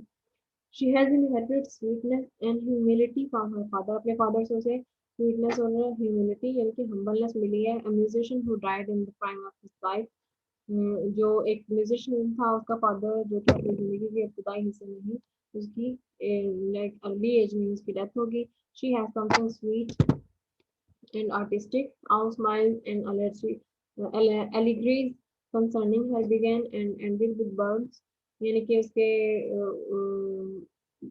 जो उसका करेक्टर है उस लिहाज से जो है, जो एलिगरी ऐड की है नॉवल के अंदर, वो उसी के करेक्टर के हिसाब से है। लाइक बर्ड्स वगैरह, greenery, there is as much variety in her emotions as in their light. ठीक है, उसके अंदर उसी तरह से इमोशन है, जैसे बर्ड्स में जो है ना, वो जैसे बर्ड्स उठते हैं अपने इमोशंस के साथ, इसी तरह से वो उसके अंदर भी इसी तरह से इमोशंस हैं, इसी वैरायटी में। नेक्स्ट है पेशेंट, प्रूडेंट एंड जेंटलनेस, बहुत ही सब्र वाली, और जिसके अंदर कोई इगोइस्टिक टाइप की कोई चीज़ आपको नजर नहीं आएगी। प्रूडेंट, बहुत ही वाइज और अक्लमंद। ठीक है।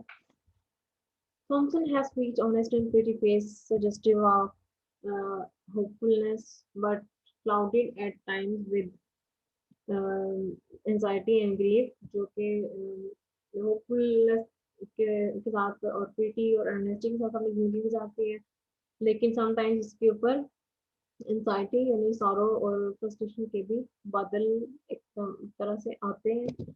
Hardy remarks, the groundwork of the faith was hopefulness, but over it lay a foreign substance, anxiety and grief. यही के यानी के ग्राउंडवर्क में उसके फेस पे हमेशा ये होपफुलनेस नजर आती है। ठीक है, इसको ग्राउंडवर्क उसको कह रहे हैं, उसके फेस पे नजर आती है बेसिकली। लेकिन एक लेयर आती है सडनली, जो कि एंजाइटी और ग्रीफ की होती है। Hardy suggests this possibilities of making better, that men can make the best of the worst by adapting themselves to their circumstances through their prudence, यानी कि इंसान अपनी अक्लमंदी से अपने इर्द गिर्द के माहौल को एक्सेप्ट करते हुए उसको उसके साथ अपने एक जो बुरा टाइम है उसको अच्छा बना सकता है, जो कि थॉमसन ने किया था। The most distinctive feature of her character is her gentle and humble nature. She is soft and yielding. Okay, climbing men as well as Wildip can easily influence her. उसको easily इन्होंने influence किया, ठीक है। हर mildness, इसकी personality ने इनको तीनों को इन्फ्लुएंस किया। Her mildness in both her strength and her weakness, her weakness यानी कि वो उसकी एक बैलेंस उसने रखा होता अपने स्ट्रेंथ और अपनी वीकनेस में भी, मतलब उसकी एक अक्लमंदी और एक माइंडनेस जो है आपको नजर आती है, हमें नजर आती है नॉवल के अंदर, ठीक है। ये एक नरमी, एक बैलेंस क्रिएट करना। She shows remarkable patience and calm in her love with Wildlife. अपना बहुत ज़्यादा सब्र करती है और काम रहती है Wildlife से मोहब्बत करते हुए। When Mrs. Gilbert is angry with Wildlife, she requests her not to be angry and harsh with him and to let her tackle him. और वो उसे रिक्वेस्ट करती है जब वो उसे Wildlife के साथ गुस्सा होती है मिसेस Gilbert, तो उसे रिक्वेस्ट करती है कि उसे गुस्सा ना हो, बल्कि मुझे इसे टैकल करने दो, हैंडल करने दो इसे। तो ये मतलब उसके सब्र का आप अंदाजा कर सकते हैं कि कितना उसमें सब्र था। कॉमनप्लेस कैरेक्टर है, कॉमनप्लेस कैरेक्टर वो होता है जो मतलब हर किसी तरह से अपने आप को जो है सिचुएशन के हिसाब से अपने आप कंट्रोल कर लेता है, संभाल लेता है। Thompson certainly does not attain the grandeur which Stacia has. उसके पास वो glory नहीं थी जो Stacia के पास थी. Statia's life ends with tragedy, but she attains the tragic and grandeur, which makes her unforgettable. उसके पास एक अच्छा इस तरह से ट्रेजिक एंड नहीं होता इसका, एक हैप्पी एंडिंग होती है इसकी, जो कि बुलानी है इसकी। Thompson has no such tragic height.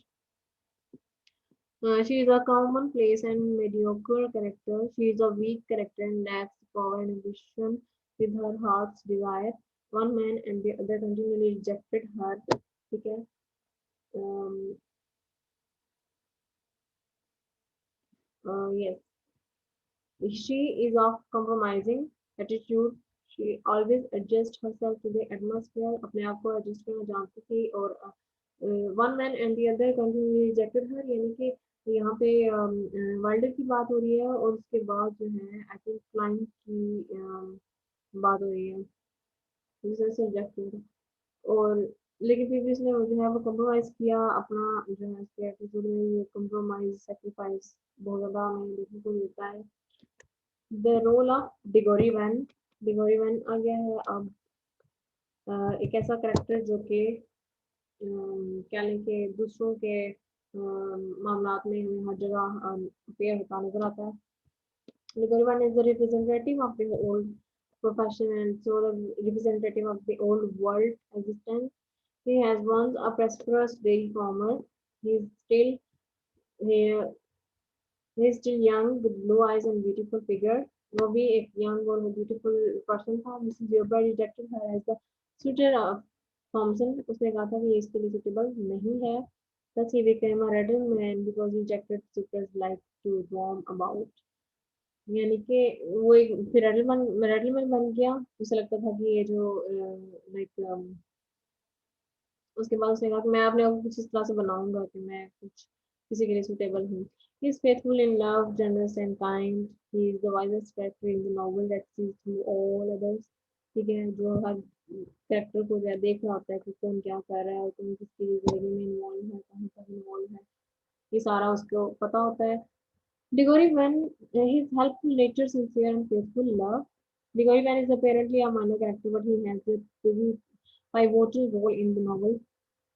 Pivotal role उनके एक कैसा क्रूशियल रोल प्ले करता है नॉवल के अंदर, जिसकी लाइक इसके बगैर प्लॉट कंप्लीट नहीं होता। The whole plot revolves around him. The actions and the movements of the plot become possible through his plan. He appears at the unexpected places, as we have seen already. ठीक है, he helps Thompson through what he calls the silent system, यानी कि वो silently उसकी help करता है हर तरह से। When brings Thompson and Wildip together and compels Wildip to marry her, और उसे कन्विंस करता है कि वो उससे शादी कर ले क्योंकि उससे देखा नहीं जा रहा था कि थॉमसन का दिल टूट रहा है। He gambles to help Thomasin to bring her money back। वो उसके साथ गैम्बलिंग करता है, जुआ खेलता है ताकि वो थॉमसन की मनी वापस ले सके वाइल्डर से। But unknowingly he become the cause of quarrel and misunderstanding. इसकी वजह से अननोइंगली एक झगड़ा ज्यादा बढ़ जाता है। He is thus the victim of irony of life. One is cleverest character of the novel is the superior to all the other characters in morality also। ठीक है, मोरालिटी में सारे करेक्टर्स से ज्यादा सुपीरियर हमें नजर आता है। He loves Thomasin from the core of his heart. अपने दिल की गहराइयों से वो मतलब सच्चे दिल से वो उसे चाहता होता है। he has the highest conception of life, of love, and helps his beloved to make her happy even at the risk of ruining his own happiness। अपनी जिंदगी दांव पे लगा के, अपनी खुशियां दांव पे लगा के वो अपनी बिलव की खुशियों के उसका जो है वो उसका फोकस होता है उसकी खुशियों पे। His honesty and nobility ultimate happiness। ठीक है, ओके। सेकंड लास्ट करेक्टर है ये। इसके बाद स्पेशल का करेक्टर है।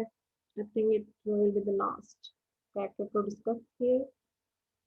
um As Klein says that he is an honest man, his personality is of rare combination।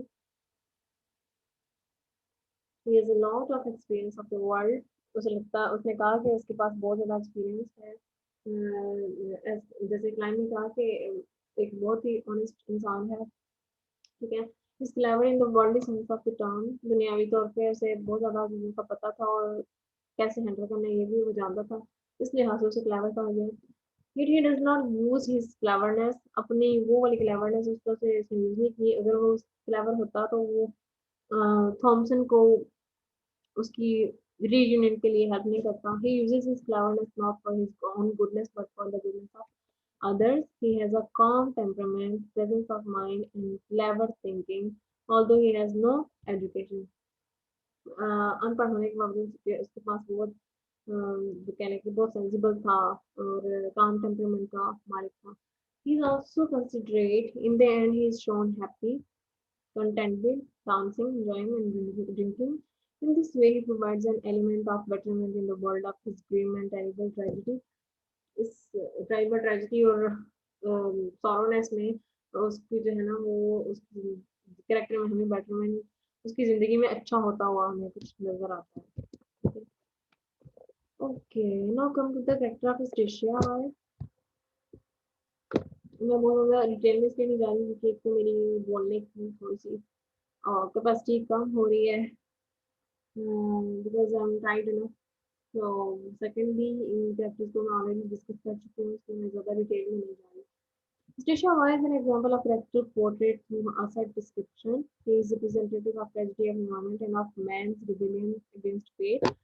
वो इसी प्रेजेंटेशन उसकी लाइफ से हमें मिलती है कि वो जो इंसान फेट के अगेंस्ट रेबल करने की कोशिश करता है तो वो किस तरह से ट्रेजिक एंड होता है उसका। If Stisha had not been so ambitious and passionate, there would be no tragedy। अगर वो इस हद तक ambitious और पैशनेट नहीं होती, काम होती, पेशेंस होती तो शायद इसके साथ ये ट्रेजेडी ना होती।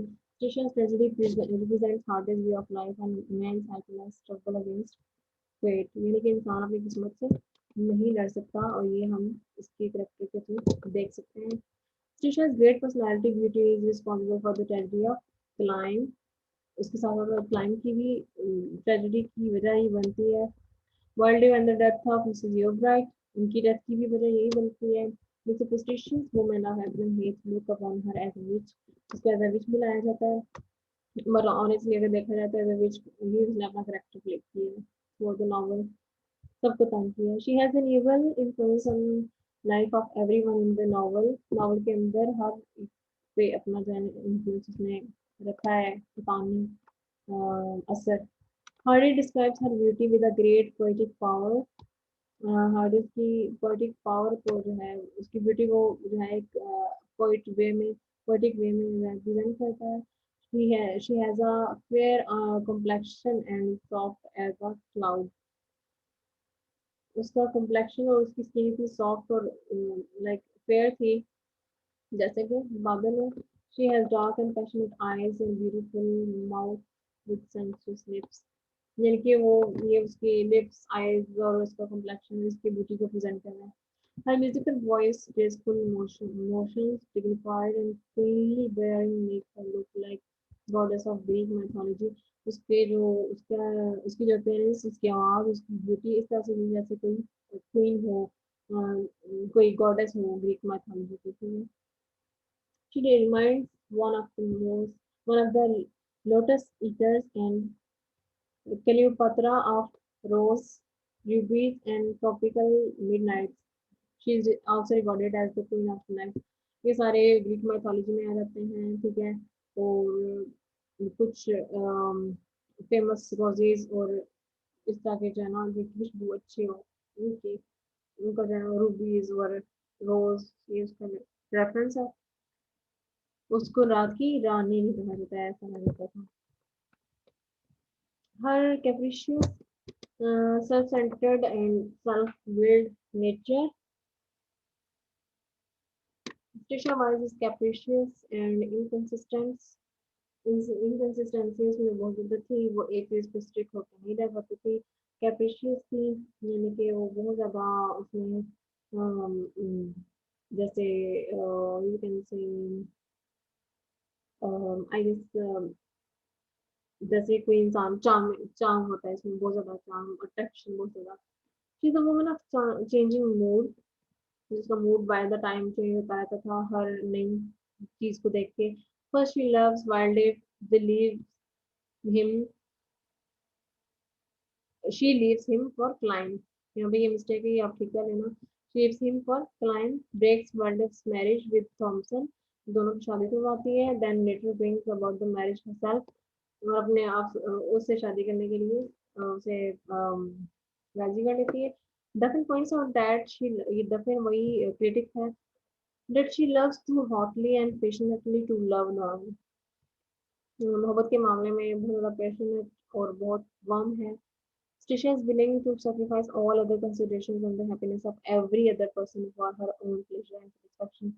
अपनी सेटिस्फेक्शन और प्लेजर के लिए, खुशी के लिए वो दूसरों की सबकी जिंदगियां बर्बाद करने और सेक्रीफाइस करने वे willing थी वो.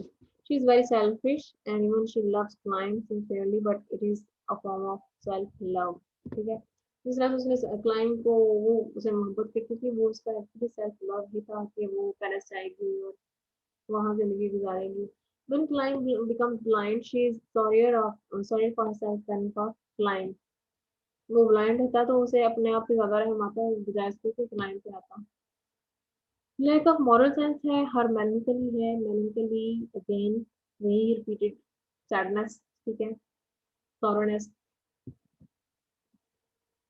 मॉरल सेंस की उसमें बहुत ज़्यादा कमी थी. ठीक है. Tricia acts upon her instinct and patience. अपने इंस्टिंक्ट और अपने पैशंस पे बहुत ज़्यादा जो है उसका वो फोकस था. She has no faith in morality. वो मॉरल वैल्यूज पे कोई बिलीव नहीं करती थी. She is under control of her id यानी कि अपने आप की ही अपनी आइडेंटिटी के अंडर कंट्रोल थी. She has no sense of moral obligation. She wants her desires fulfilled by any means. अपनी डिजायर को किसी तरह से पूरा करने को वो विलिंग होती थी. When she wants to marry Wilder, she does not care for the ruin of Thompson's life. She does not believe in faithfulness for loyalty's sake. यानी कि लॉयल रहने के खातिर किसी के साथ कैसे रहना चाहता है इसको इसका कोई बिलीव नहीं था. She is gloomy and sad in act and hate. ठीक है. वो बहुत परेशान और फ्रस्ट्रेटेड रही थी. She has no society and no amusement. उसके अंदर कोई किसी माशरे का हिस्सा नहीं थी वो. ना ही उसके अंदर कोई ऐसा अम्यूजमेंट वाला कोई हंसी मजाक वाला जाना एलिमेंट पाया जाता था. She flirts with wildlife just because she wants some excitement. She hates Agden. She wants to marry Klein because she desires to go Paris and live there a life of gaiety and merriment. उसके साथ उसने शादी इसलिए की ताकि वो कैसे जिंदगी गुजार सके पेरिस के अंदर जिसमें उसको हाई स्पिरिचुअल जो है ना वो एक और चेयरफुल इन्वायरमेंट मिले. ठीक है. गाइटी कहते हैं चेयरफुल और अट्रैक्टिव इन्वायरमेंट को. और मैरीमेंट भी हाई स्पिरिचुअल में आएगा. ठीक है. जहाँ पे आप खुला इंडिपेंडेंटली घूम फिर सकते हो, अपनी आज़ादी से, मर्जी से, ठीक है, इंजॉय कर सकते हो जिंदगी, जहाँ पे आपको बहुत खुशगवार लगे, हाई इंस्पिरेशन जिसको कहते हैं. So this is all about the character of actor here, and as well as about the other characters. So we'll see you with the new topic, inshallah. So ask me any questions, and you can ask me any question in the comments below, and also in the group or during the class as well. So keep doing well and doing great with your study. So and remember me in your prayers as well. We'll see you with a new lecture or topic, inshallah. Till then, remember me in your prayers as well. Allah Hafiz.